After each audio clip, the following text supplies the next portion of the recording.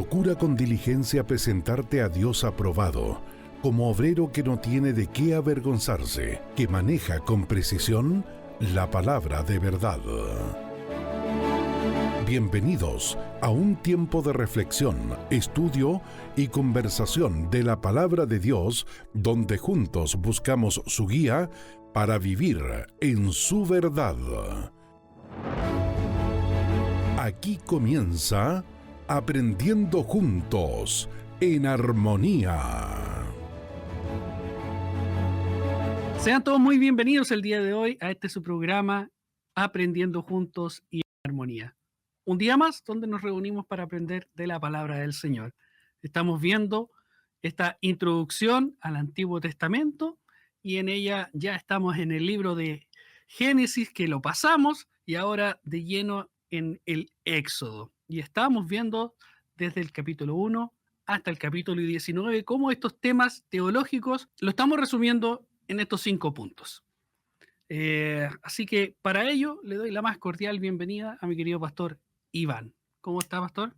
Querido hermano Juan, ¿cómo está usted? ¿Cómo están cada uno de los auditores de Radio Armonía, que son el objeto de la razón, ¿cierto?, por la cual nosotros hacemos estos programas, que es llevarle la palabra del Señor, llevarles también a motivarlos a un estudio más profundo de las Escrituras sobre la base de este fundamento, que es un panorama general de la Escritura, para que posteriormente, al ir a cada uno de los libros, no pierda el foco respecto al tema central de cada uno de los libros y de la Biblia en general, que es la redención y el Redentor, obviamente.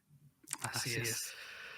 Habíamos hablado de 5 temas teológicos y alcanzamos a ver 2 en el capítulo anterior. Vimos la identidad única de Dios y como título 2 establece, ¿cierto?, el patrón o plan de redención. Así es. Hoy día, ¿qué vamos a ver, pastor? Sí, hablamos, recuerden, de lo que es el carácter único de Dios en función de Éxodo 3, 13 y 14, donde Dios llama a Moisés para que vaya a Faraón y le diga a Faraón que deje ir libre a su pueblo para que le sirva. Y entonces Moisés dice: y si los hijos de Israel me preguntan ¿quién te envió?, ¿qué les diré? Y el Señor le dice: yo soy el que soy. Y sobre esa base hablamos de las implicaciones de lo que significa ese nombre precioso, el nombre que por primera vez en las Escrituras se da a conocer y se dio a conocer a Moisés particularmente, que Jehová es un Dios de pacto, ¿cierto? Éxodo 6:5 dice que Dios actuó en Éxodo porque recordó su pacto con Abraham, Isaac y Jacob. Segundo, que el Señor es absolutamente supremo sobre todas las cosas, y allí hay una implicancia obvia sobre los dioses de Egipto, que eran creación de la imaginación de los hombres, nada más, y los israelitas tenían que saber eso para poder no desviarse hacia la idolatría, sino ser fieles al Señor, al único Dios verdadero. Tercero, que el Señor es el gran guerrero. De eso se trata la derrota del ejército egipcio por parte del Señor, como proclama Moisés en Éxodo 15, versículos 2 y 3. Es decir, el Señor es el que vence, el que pelea las batallas. Jehová peleará por vosotros, dice, ¿cierto?, la Biblia, y vosotros estaréis tranquilos. Eso es lo que se menciona en el capítulo 14, que fue la promesa, y posteriormente la evidencia de esa promesa fue la derrota del pueblo egipcio. Cuarto, que el Señor es el proveedor cuidadoso. Cuando Israel tiene hambre, el Señor los alimenta. ¿Por qué? Capítulo 16, versículo 12, y sabréis que yo soy Jehová, vuestro Dios. El gran proveedor de su pueblo es el Señor. Estas 4, al menos, implicancias de lo que significa yo soy el que soy y cómo eso se aprecia en estos primeros 19 capítulos de Éxodo. Segundo, el patrón de la redención vimos, ¿verdad? Y en este sentido nos centramos precisamente en cómo el Señor hizo la obra. Primero, que había un problema que el pueblo estaba oprimido bajo esclavitud y era absolutamente incapaz de resarcirse de su situación de esclavitud si no es por la intervención sobrenatural de Dios. De tal manera que el problema es, en este caso, el cautiverio tiránico que tenía sujeto y sometido al pueblo de Israel. Segundo, la solución, el Señor actúa solo para salvar al pueblo, librándolos de su juicio por medio de un sacrificio de sangre. Es decir, Mm, no se necesitó la intervención del pueblo o de algún otro agente externo, sino el Señor vino y sacó a Israel de Egipto, utilizando obviamente como instrumento a Moisés. Y tercero, el resultado. El Señor dirige a su pueblo a la tierra prometida donde puede adorarle y estar en comunión con él. ¿Cuál es el propósito por el cual le dice a Moisés, ve y dile a Faraón, deja ir a mi pueblo, para que me me sirva? sirvan. Ese es el propósito. Eso es lo que nosotros tenemos también en términos de aplicación en lo que somos como iglesia. El Señor nos escogió a cada uno de aquellos que por la gracia hemos llegado al conocimiento de la verdad, nos sacó de la esclavitud del pecado. El Señor hizo una obra gloriosa también al conducirnos durante todo el trayecto que estamos aquí en la tierra, que Él trajo en consecuencia la solución. El problema, éramos esclavos del pecado, la solución y la intervención de Dios a través de la persona de su Hijo, el Señor Jesucristo, que murió por nuestros pecados, pagó nuestra deuda y entonces nos liberó, nos compró Mm, en el mercado de la esclavitud del pecado y nos dio verdadera libertad. Y tercero, el propósito de todo esto, ¿cuál es? Dice el apóstol Pablo en Romanos capítulo 6, que el propósito es que, habiendo sido liberados del pecado y hechos siervos de Dios, tenéis mm. por vuestro fruto la vida eterna. Pero siervos de Dios en el sentido de honrar y servir al Señor, esa es la finalidad por la cual fuimos salvados. Un resumen ahí para nuestros hermanos, ¿cierto? Que están oyendo, eso es lo que vimos a grande escala en el capítulo anterior. Hoy día ya nos viene esta provisión misericordiosa de Dios de un sacrificio sustitutivo, que sería el tercer punto. Exactamente. Y aquí hilamos más fino, por decirlo. Es decir, hablamos de la redención y el proceso de la redención recién, y ahora comenzamos entonces a hablar de cómo se ejecutó esa provisión para la redención. Y obviamente entendemos, primero, como el título lo dice, la provisión, es decir, Dios proveyó Ujú. misericordiosamente porque el pueblo no tenía ningún Mm, tipo de antecedente por el cual debía exigir a Dios que interviniera en su situación. Por misericordia de Dios, el pueblo merecía el juicio y el castigo eterno. Sin embargo, el Señor obró para que a través de un sacrificio sustitutivo, es decir, de alguien que paga en lugar de otro, que muere en lugar de los culpables, entonces Dios pudiese obrar esa redención. Por lo tanto, está relacionado con el tema anterior y tiene que ver con cómo lo hizo el Señor. Lo hizo por su misericordia, proveyó entonces un cordero como sustituto para poder liberar al pueblo de la esclavitud en Israel. Vamos al Éxodo capítulo 12, por favor. ¿Me acompañan? Éxodo 12, versículos 12 y 13. Nosotros lo hemos visto ya al pasar, pero ahora quiero detenerme un poquito más e introducirme más en las escrituras para que vean la manera en que Dios obró esa redención, cómo proveyó Él. Ahora, quiero que veamos del versículo 1 porque de esa manera vamos a tener el contexto adecuado y lo que Dios hizo. Dice, habló Jehová a Moisés. Por eso hablamos de la provisión. ¿La provisión de quién? mm, De de Dios. Dios. No fue ocurrencia de Moisés, no fue ocurrencia del pueblo, no fue ocurrencia de Aarón, no fue ocurrencia de ninguno de los líderes de Israel. Es decir, Así no es. nació en la mente humana esta forma de poder redimir al pueblo, sino en la mente de Dios. Y Dios instruyó a Moisés.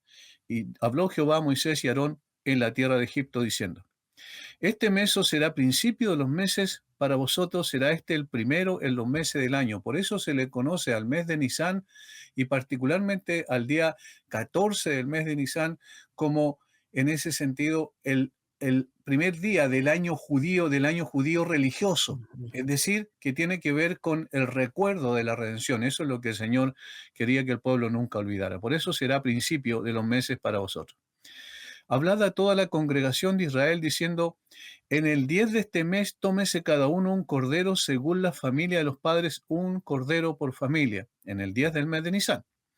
Mas si la familia fuere tan pequeña que no baste para comer el cordero, entonces él y su vecino inmediato a su casa tomarán uno según el número de las personas, conforme al comer de cada hombre haréis la cuenta sobre el cordero.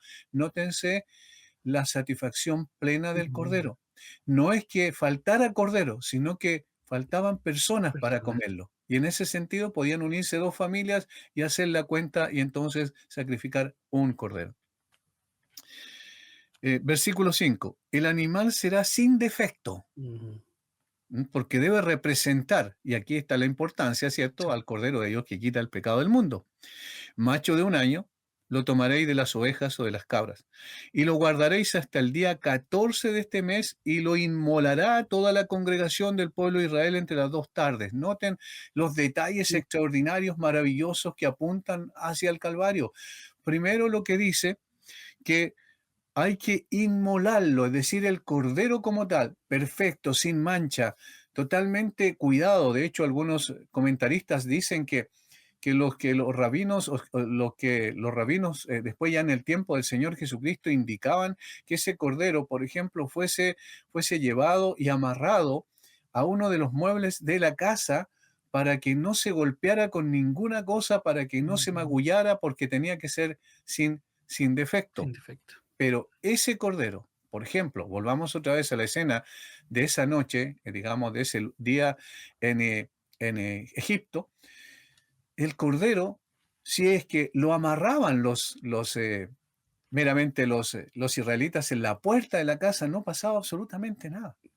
Es decir, no había ningún tipo de redención, no había ningún tipo de sustitución, porque iba a pasar el ángel vengador esa noche e iba a matar a los primogénitos Ujú. de esa casa, porque debía ser inmolado.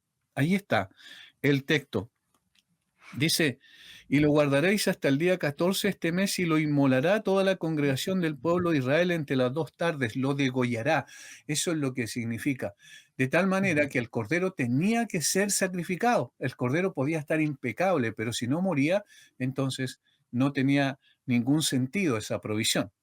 Por eso cada instrucción, cada detalle de la instrucción es importante. Versículo 7. Y tomarán de la sangre y la pondrán en los dos postes y en el dintel de las casas en que lo han de De comer. comer. Ahí está. Ujú. Deben colocar la sangre, porque la sangre es la evidencia de que el juicio de Dios pasó por ahí y ya hay muerte, porque la paga del pecado, como Es dice después en el muerte. Nuevo Testamento, es muerte. De tal manera que alguien tenía que morir, y los que tenían que morir eran también los israelitas, porque no eran diferentes a los egipcios en ese sentido. La diferencia está simplemente en la elección de Dios y en la misericordia de Dios y en la gracia de Dios, que instruyó solamente a los israelitas para que colocaran esa sangre sobre los Ujú. dinteles de la puerta. Versículo 8. Y aquella noche comerán la carne asada al fuego y panes sin levadura con hierbas amargas lo comerán. Ninguna cosa comeréis de él cruda ni cocida en agua, sino asada al fuego, su cabeza con sus pies y sus entrañas. Ninguna cosa dejaréis de él hasta la mañana, y lo que quedare hasta la mañana lo quemaréis en el fuego. 11. Y Ujú. lo comeréis así, ceñidos vuestros lomos, vuestro calzado en vuestros pies y vuestro bordón en vuestra mano, y lo comeréis apresuradamente, porque obviamente tenían que salir en forma inmediata esa Inmediata. misma noche de Egipto cuando el Señor pasara ejecutando juicio sobre Egipto, sobre los egipcios. Es la Pascua de Jehová. Y aquí aparece por primera vez la Ujú. palabra esta. Es la Pascua de Jehová, es Pesaj. Más adelante lo va a indicar claramente, es pasar por alto, versículo Pasar. 12 y 13. Pues yo pasaré aquella noche por la tierra de Egipto y heriré a todo primogénito en la tierra de Egipto, así de los hombres como de las bestias, y ejecutaré mis juicios en todos los dioses de Egipto. Miren qué Ujú. interesante. Recuerden lo que vimos anteriormente, que el Señor es único y supremo sobre todo. De tal manera que todos los dioses, estos eran imaginación de hombres, pero el Señor tenía que dejarlo claro a través del juicio que él ejecuta. Dice, ejecutaré mi juicio sobre todos los dioses de Egipto, yo Jehová. Y la sangre os será por señal en las casas donde vosotros estéis, y veré la sangre y pasaré de vosotros. Ahí otra vez se utiliza la palabra pesaj. Pasaré de vosotros. Daré un salto por sobre sus casas, y no habrá en vosotros plaga de mortandad cuando hiera la tierra de Egipto. Y la sangre os será por señal en las casas donde vosotros estéis. ¿Se entiende? Ahí está el sentido de Ujú. lo que significa verdaderamente un sacrificio sustitutorio, que ya se había establecido. Si lo vemos, por ejemplo, en el mismo huerto del Edén, el Señor sacrificó animales para vestirlos, ¿recuerdan? La Así es. desnudez era símbolo en ese sentido del pecado, y entonces el Señor cubrió ese pecado con las pieles de animales. Se ve también posteriormente cuando el Señor manda, capítulo 22 de Génesis, a sacrificar a Abraham, a sacrificar a su hijo A su Isaac. hijo. Y provee de un. Exactamente, y el Señor provee, ahí está la provisión de Dios otra Ujú. vez, de un carnero que está agarrado de sus cuernos en un zarzal, y es interesante porque tomado de sus cuernos no tiene rasguño ni ningún tipo de problema en su cuerpo. Sí. Y entonces le dice que lo sacrifique en lugar de Isaac. Ese es el sentido de la doctrina de sustitución, el lugar de, y también en favor Ujú. de. Eso es lo que se implica ya más claramente en el Nuevo Testamento. Pero aquí está el punto.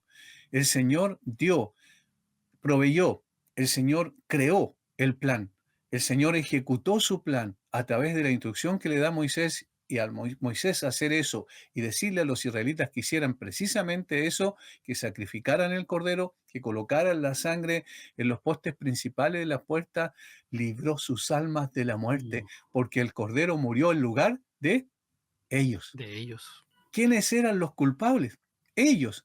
Porque como dije, los israelitas y los egipcios en cuanto a su moralidad, en cuanto a lo espiritual, no eran diferentes. ¿Por qué? Porque cada uno de ellos, los egipcios y los israelitas y todas las personas de todo el mundo, nacemos en pecado. De tal manera que debían morir también. Pero el Señor proveyó un cordero que murió en lugar de ellos. Maravillosamente como vemos este plan perfecto del Señor, eh, viendo, creando todo como nuestro Dios creador, eh, orquestando, me gusta esa palabra, orquestando todo, preparando cada pieza, cómo va a ir esta sinfonía, ¿cierto? Creando toda la línea, y después solamente nos tocaba seguirle, solamente seguir lo que Él ha hecho, como Él lo ha establecido. Este patrón, como lo veíamos también en el capítulo anterior, este patrón, este plan, este orden de todas las cosas que nos lleva a la redención. Es maravilloso. Usted, la verdad es que nosotros a veces tenemos un lenguaje muy corto, al menos yo lo tengo muy corto, para poder describir. Los adjetivos calificativos faltan siempre, porque es tan extraordinariamente precioso cada uno de los detalles que el Señor le dio a Moisés. Mira, tienen que hacer esto de esta manera, así, hasta tal día, y el tal día tienen que, digamos, degollarlo, tienen que sacrificarlo, tienen que inmolarlo. Y esa sangre tiene que ser puesta de tal manera que cuando yo vaya y ejecute juicio pase por alto, porque eso es símbolo, la sangre, de que ya Ujú. alguien murió allí. Y entonces mi justicia ha sido satisfecha. Satisfecho. Eso es lo otro que se implica aquí, que el concepto de sustitución implica que el sustituto satisfizo plenamente la justicia de Dios, Ujú. porque fue ejecutado en lugar de aquellos que debíamos ser ejecutados, porque murió en lugar de aquellos que debíamos morir. En el caso de los israelitas, eran ellos, ¿cierto?, los que debían morir, pero el Señor pasó por alto, no porque simplemente no dijo, a estos no los voy a tocar, sino que al contrario, el texto bíblico muestra que dice que iba a ejecutar juicios sobre todos los primogénitos, todos, egipcios y israelitas, pero donde esté la sangre será evidencia del cordero, será evidencia de que alguien ya murió en ese lugar y por eso pasa por alto. ¿Se fijan? Entonces, al igual que los egipcios, los israelitas, ellos merecían ser castigados por sus pecados, eso tenemos que dejarlo absolutamente claro. Y el Señor también podría matar a los primogénitos de Israel y nadie podría cuestionar su justicia y su bondad. Sin embargo, Él provee un sustituto. Ahí está la primera palabra de nuestro título, ¿cierto? Él provee un sustituto. No es que el castigo se le dé a Egipto y no a Israel. En cambio, el castigo de Israel recae sobre un sustituto. ¿Puede ser más elocuente, más evidente hacia dónde apunta? Si leemos el capítulo 12, si lo leemos después o cada uno de los auditores lo puede leer una vez más con detenimiento, verá que incluso antes de que la Pascua suceda, Dios da instrucciones de cómo deben Ujú. recordar la Pascua cada año. El Señor quiere que la celebración de la Pascua defina a su pueblo redimido a lo largo de su futuro. ¿Cuál es la identidad de este pueblo? La identidad de este pueblo Ujú. que es un pueblo redimido. Redimido. ¿Redimido por qué? Porque un cordero inocente murió en lugar de ellos como culpables. Y hermanos, ¿cuál es la identidad de la iglesia? Es un pueblo Ujú. redimido. Redimido porque el Cordero de Dios que quita el pecado del mundo murió en lugar de aquellos que pertenecemos a la iglesia y pagó por lo que nosotros teníamos que pagar. Murió en sustitución nuestra, de tal manera que somos un pueblo redimido. Esa es, si hay Ujú. alguna vez alguien quiere definir la iglesia, eso es, un pueblo redimido por la sustitución de la muerte de Cristo en lugar de los pecadores. En nuestro lugar. Y ahí en el versículo 43 tenemos ya esta, como dicen algunas versiones, esta es la ordenanza de la Pascua. Así es. ¿Lo puede leer, por favor, de ahí en adelante? 43 dice, y el Señor dijo a Moisés y a Aarón, esta es la ordenanza de la Pascua, ningún extranjero comerá de ella, pero el siervo de todo hombre, comprado por dinero, después que lo circunciden, podrá entonces comer de ella. El extranjero y el jornalero no comerán de ella. Se ha de comer cada cordero en una misma casa. No sacarán nada de la carne fuera de la casa, ni quebrarán ninguno de sus huesos. Mire, deténgase ahí. Wow. No quebraréis ninguno de Uno sus de sus huesos. huesos. ¿Qué pasó ese día En la cruz. cuando José de Arimatea le pidió el cuerpo a Pilato, Ujú. según el relato evangélico? ¿Qué ocurrió? Dice, bueno, manda al centurión que estaba a cargo y a los soldados que estaban bajo su autoridad a que quebraran las piernas de Sí. los crucificados. Habían 3 crucificados, ¿verdad? Sí. Le quebraron las piernas a uno de los ladrones que estaba a la izquierda de Jesús, le quebraron las piernas al otro que estaba a la derecha de Jesús. Fueron a Jesús y no fue Y no fue. necesario quebrarle las piernas. ¿Por qué? Porque ya había muerto. Ujú. Ahora, ¿eso fue casualidad? ¿Eso fue simplemente lo que se les ocurrió a los romanos? Los romanos habían sido influidos en un sentido u otro por la palabra de Dios bajo Ujú. ninguna circunstancia. Ellos eran paganos. De tal manera que lo que estaban haciendo, según lo que dice Mateo claramente, estaban cumpliendo para que se cumpliera la La escritura. escritura. Y aquí estaba citando precisamente el versículo 46. ¿No es maravilloso eso? ¿No es precioso el detalle? Así como el Salmo 22 es tan detallista en cuanto a lo que dijo Jesús en la cruz, lo que diría Jesús 1000 años después de que se escribió el Salmo, Ujú.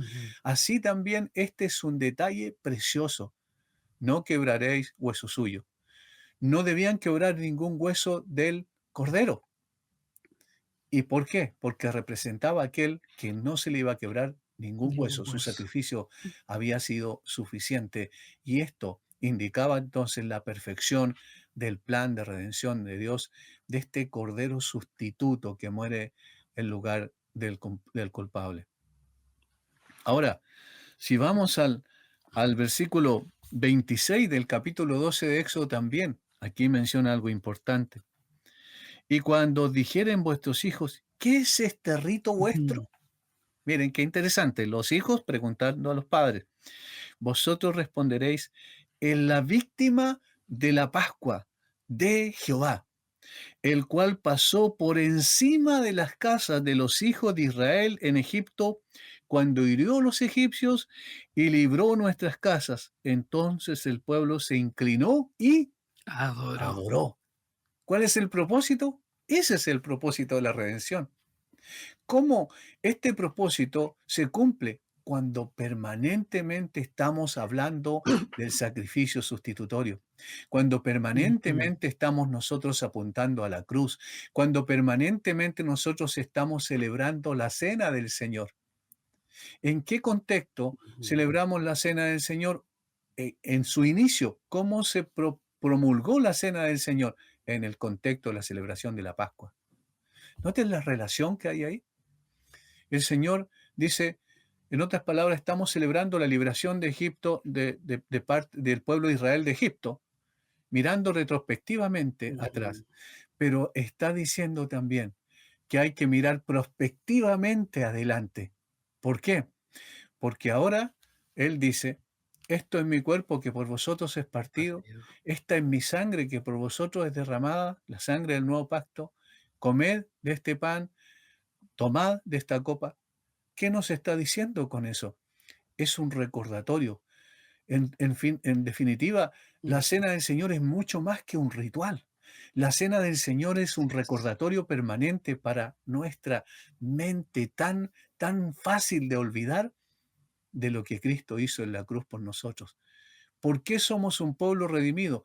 Porque el Cordero de Dios murió en lugar nuestro y en Ujú. favor nuestro. Y entonces, ¿qué trae como consecuencia eso? Nos postramos delante del Señor y adoramos al Dios del cielo por su obra gloriosa. Qué maravilloso. Solamente al recordarlo y cada día es lo que debemos hacer. Rendirnos a Él, en agradecer por todo este sacrificio perfecto y adorarlo. Adorarlo. Esta, algunas personas, una vez escuché a alguien que dijo eso, algunas personas dicen, ya, todo el tiempo hablan de la cruz, todo el tiempo de lo que pasó, si todos sabemos ya. No se trata de saber Ujú. simplemente, hermanos. Se trata de que revivimos todo el tiempo un hecho tan glorioso. No es que se repita, obviamente, porque es un hecho histórico que es suficiente para todas las edades. Simplemente estamos recordando para nosotros mismos. ¿Qué dice el apóstol Pablo cuando lo establece y lo recibe del Señor Jesucristo ahí en 1 Corintios 11, 23 en adelante? ¿Qué dice? Haced esto en En memoria memoria de de mí. mí. Haced esto en memoria de mí. El Señor quiere colocarlo en nuestra mente en forma constante. Entonces, cuando hablamos de la cruz en forma constante, estamos diciendo todo el tiempo, estaba perdido, merecía la condenación, era un esclavo del pecado, era imposible zafarme por mí mismo, pero el Señor proveyó un cordero, el cordero de Ujú. Dios, como dice Juan, quita el El pecado del pecado. mundo. Él murió en mi lugar, Él se sacrificó en esa cruz, ahí afuera de los muros de Jerusalén, allí fue sacrificado en ese montículo, allí el Señor unió al Dios Santo con el hombre pecador por medio de su intercesión preciosa a través de su sacrificio. Y abrió un camino nuevo y vivo para que yo esté permanentemente acudiendo a Él en oración. Y el Señor escuchará mi oración y el Señor traerá a mi vida la bendición de guiarme permanentemente, pero la cruz debe ser el Ujú. estandarte que no esté en un asta, en una bandera, sino debe estar en lo profundo de mi alma. Allí, en el alma de cada creyente, hay una cruz, la cruz de Cristo que fue suficiente para salvarme. Fue suficiente. Y nosotros al reconocer la cruz cada día, siguiendo a Cristo, sabiendo, como bien decía usted, recordando quiénes somos, nos lleva a verlo a Él. Y eso es adoración. Nos lleva a reconocer quién es Él, que está por sobre todas las cosas. Todo este sacrificio que nuestras culpas fueron en Él, de que ya Dios no nos ve con ojos de ira. Así es, porque su ira fue derramada, no sobre los culpables, sino sobre el sustituto perfecto, su perfecto Hijo.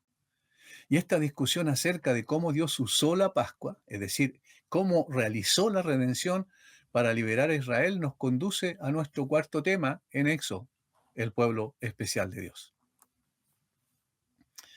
Recordemos, el propósito de Dios en el Éxodo no es solo rescate, es establecer a este pueblo como una nación que le pertenece y que lo representa en el mundo. Estas dos palabras son muy importantes.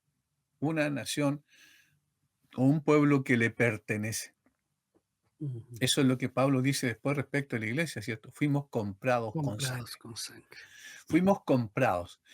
¿A quién pertenecíamos antes? Obviamente pertenecíamos al pecado. El pecado era nuestro amo que nos subyugaba y nos sometía y Ujú. nos conducía a hacer lo que el pecado determinaba. Ahora estamos personificando el pecado porque sabemos que obviamente el que inoculó el pecado en el huerto del Edén, en el corazón de Adán y Eva, fue el mismo Satanás. Éramos esclavos del pecado y ahora pasamos a ser siervos de la justicia, para usar el término que utiliza Pablo en Romanos Ujú. 6. ¿Qué es lo que está ocurriendo ahí? Entonces, Dios está constituyendo a través de aquellos que redimió un pueblo que le pertenece. Él es el dueño. Nosotros Ujú. no nos pertenecemos a nosotros mismos y esto es tan difícil en la práctica, ¿verdad? ¿Por qué? Porque nosotros queremos seguir haciendo nuestra voluntad y luego pedirle al Señor que bendiga nuestra voluntad. Claro. Estos son mis planes, Señor, esto es lo que yo quiero hacer, no me gustan los tuyos, que se haga conforme lo que yo quiero. Así es, así es. Ese es uno de los pecados más graves que vemos. Por ejemplo, la idolatría. ¿De dónde Ujú. viene? De querer hacer mi ¿Qué voluntad hacer? y no la de Dios. El Señor le mostró quién era Él, pero ¿qué pasa después más adelante? Poco tiempo más adelante. También probablemente lo veremos en la segunda parte de Éxodo, del 20 en adelante. ¿Qué es lo que ocurre después? Ellos hacen, cuando Moisés supuestamente se demoró mucho arriba en el monte Sinaí, cuando él ascendió para estar con el Señor, Ujú. y ellos hicieron un becerro de Un oro y dijeron, becerro. estos son los dioses que nos sacaron de Egipto. Y dijeron, nosotros estamos adorando a Jehová. Pero se dan cuenta, ellos dibujaron un Dios a su manera, según su voluntad. Así es. Y eso es lo que pasa con nosotros. Nosotros podemos distorsionar el concepto de Dios. De allí las herejías que en el día de hoy hay tan masivas en el pueblo evangélico latinoamericano en particular, y que tienen que ver con eso, con dibujar un Dios a mi manera, a mi voluntad, Ujú. según mis deseos. No, nosotros ya no somos nuestros, dijo el apóstol Pablo, ya le pertenecemos a Él. Ya con Cristo estoy juntamente crucificado, ya no vivo yo, No mas vivo yo. vive Cristo en mí. Es decir, Así el es. Señor es el que guía mi vida, le pertenece y Él hace con ella lo que quiere. Lo segundo, somos representantes. Entonces, el pueblo de Israel fue liberado para pertenecer al Señor y para representarlo a Dios en el mundo, para que todas las naciones pudieran, capítulo 4 de Deuteronomio, para que todas las naciones vinieran y dijeran, qué maravilloso es este Dios, qué Ujú. grande es este Dios, qué cercano es este Dios, dice literalmente. Y cuán sabio es este pueblo e inteligente, porque tiene leyes como ningún pueblo las tiene en el mundo. Entonces la idea era que fuese un polo de atractivo, porque estaba representando a Dios. Es así también con la iglesia, obviamente. La iglesia representa a Dios en medio de un mundo de tinieblas. Ujú. Ustedes son luz del mundo, ¿verdad? De tal manera que el carácter nuestro, al ser moldeado por la obra del Espíritu Santo, la aplicación de su palabra a nuestro corazón, va transformándonos progresivamente para que reflejemos mejor el carácter de nuestro Señor. De tal forma que la transformación es esencial para reflejar al Señor y representarlo adecuadamente en el mundo.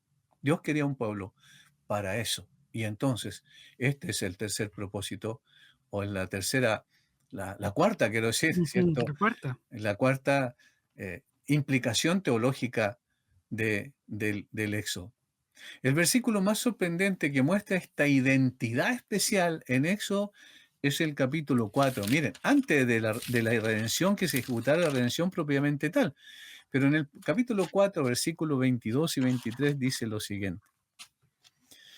Y dirás a Faraón, Jehová ha dicho así, Israel es mi hijo, Mm. mi primogénito, eso por elección soberana de Dios nada más. Israel es mi hijo, mi primogénito.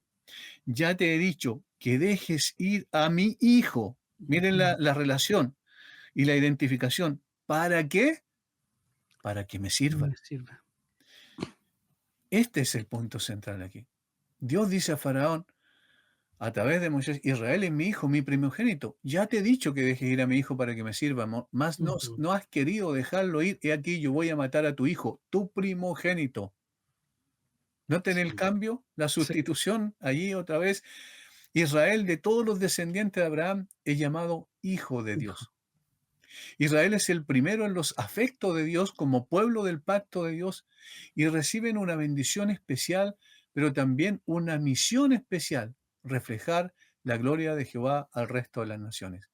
Allí está, hay pertenencia, ¿cierto? En cuanto a su relación.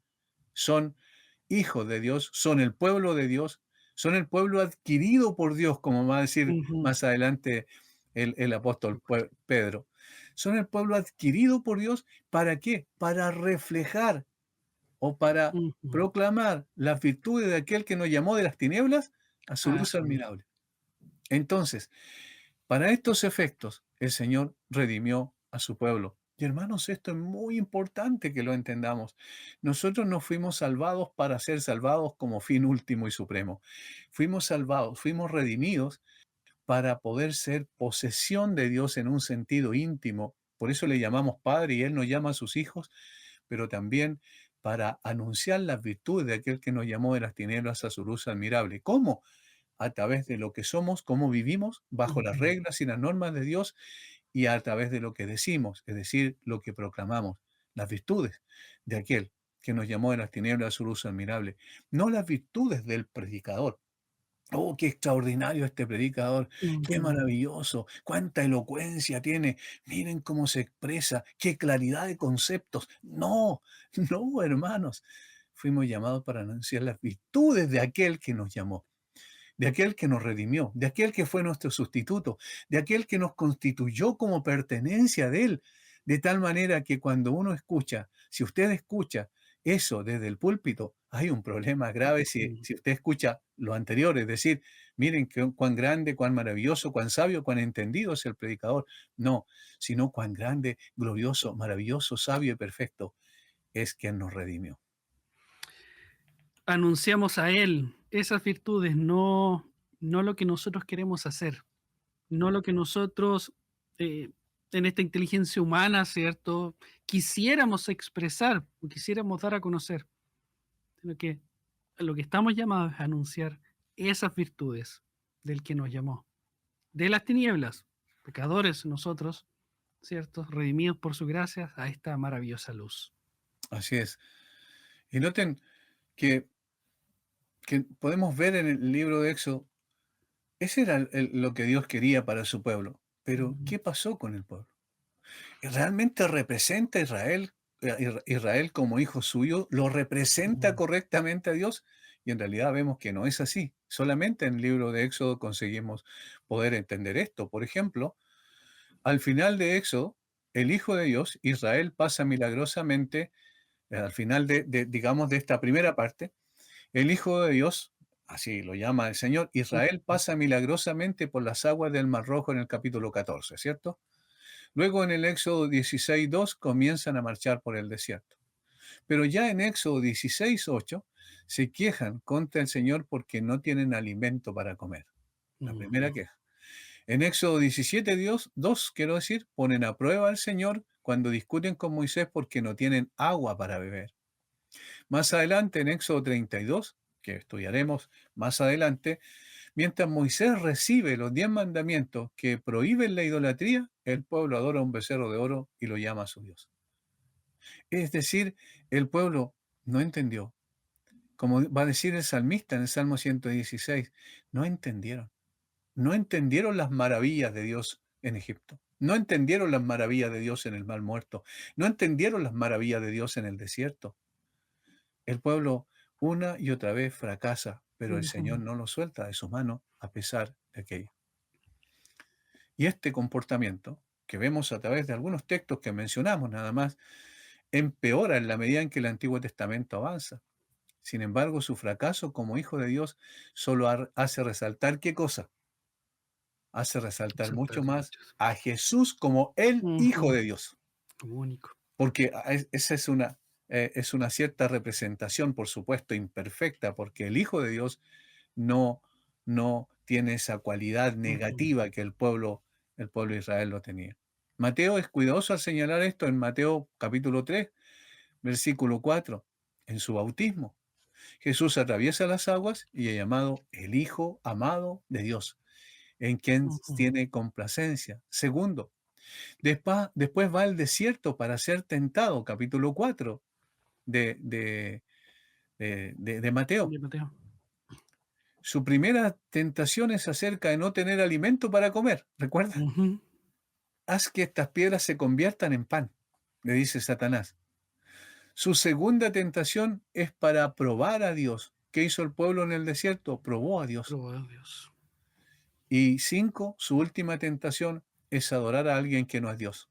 ¿Qué hicieron los israelitas? Adoraron a un becerro y dijeron que ese era el Dios que los había librado. No obstante, aunque puesto en las mismas circunstancias que Israel, y aquí está lo que resaltamos del Hijo de Dios, el verdadero Hijo de Dios obedece Ujú. perfectamente, obediencia absoluta. Él es el cumplimiento de todo lo que se supone que Israel debería ser. Él entonces viene a ser el representante máximo y por eso en Él todas las promesas de Dios se cumplen en Jesucristo. Es, es, es como traer todo esto y recordar las escrituras como van y cómo maravillosamente y orquestadamente Dios lo va dejando implícito ahí.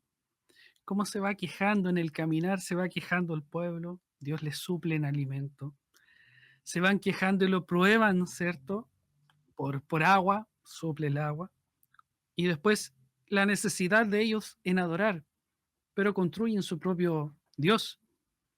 Como después, ¿cierto? Ahí en Mateo, Jesús es probado por lo mismo, alimento, probándolo, ¿cierto? A él, a prueba, lánzate de acá, y después que lo adoraran. O sea, cómo se va llevando todo esto? Paso a paso. Y Jesús, que es lo que nos dice con la mujer samaritana, el que bebe de mí no tendrá sed jamás, no tendrá necesidad. Soy yo el que suplo todas estas necesidades. Claro, absolutamente. Es como cuando decimos, Adán fracasó Ujú. en un huerto, Jesús triunfó en un desierto. Es Sí, cuando mencionamos, Israel fracasó en el desierto, el Señor triunfó en el desierto frente a Satanás. De tal forma que donde el hombre fracasa, recuerden que hicimos digamos, dijimos esa frase en algún momento en este estudio, donde el hombre fracasa, Dios triunfa siempre. El hombre fracasó, fracasa y sigue fracasando, pero Dios sigue triunfando sobre ese triunfando sobre. fracaso. Cuando capítulo 5 de versículo 12 en adelante de Romanos, ahí hace la comparación Mm, entre Adán y Cristo y sí. muestra cómo Adán fracasó, Cristo triunfó. El pecado de Adán trajo consigo la muerte, pero la perfección de Cristo y la obra de Cristo trajo consigo la vida. De tal forma que, ¿dónde está nuestra fe? ¿Dónde está nuestra certeza? ¿Dónde está nuestra Ujú. confianza absoluta? No en alguna institución a la cual pertenecemos y que tanto se enorgullece a veces el creyente por pertenecer a tal Ujú. línea denominacional o a tal sensibilidad teológica. Si lo que importa, hermanos, es Cristo. Así es. Y Cristo nos dio absolutamente todo lo que necesitábamos. Él triunfó donde yo fracasé. Amén. Él sigue Sí, sí. triunfando donde yo fracaso cada día. Él sigue levantándome cada vez que caigo. Él sigue sustentándome cada vez que ve en mí debilidad. Él sigue animándome cuando me ve desanimado, si estoy con mi rostro compungido y mi corazón triste. Él sigue levantándome y consolándome. Yo fracaso, el Señor triunfa. Y donde el Señor triunfa por la fe en Él, obviamente nosotros también tomamos ese triunfo. Amén. Pastor, no oramos al inicio, pero no podemos dejar de hacerlo como en cada programa. Así que si nos guía en oración para cerrar este capítulo también, antes de despedirnos. Padre, qué maravillosa es tu obra. Qué Sí, preciosa es tu amor, Señor, para con nosotros. Mi Señor, podemos estar hablando y cansarnos y finalmente, Señor, que nuestra lengua ya se adormezca tanto a hablar y usar adjetivos para mostrar tu grandeza, tu gloria, tu perfección, tu maravilloso plan, tu amor incondicional hacia cada uno de nosotros. Pero tú eres mucho más grande que todo lo que nosotros digamos. Tu obra es es. mucho más perfecta de todas las cosas que digamos nosotros.